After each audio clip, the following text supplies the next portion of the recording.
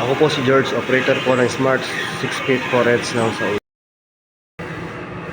Dito po ang printer head. Ito naman po ang capping. Head clean.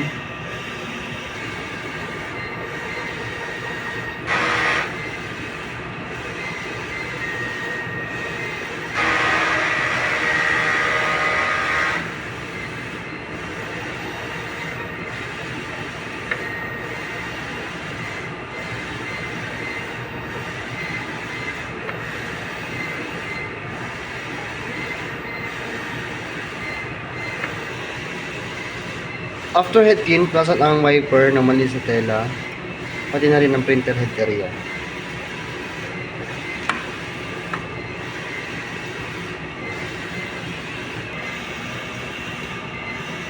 Nozzle test.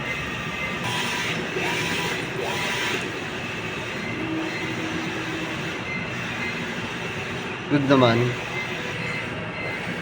Ito naman ang ink tank. Ink level ay good. Ground wire. ABR. Ito naman ang waste tank, kapapalit lang. Ito naman po ang consumables namin. At ito naman po ang daily output record namin. Nasa system na rin po.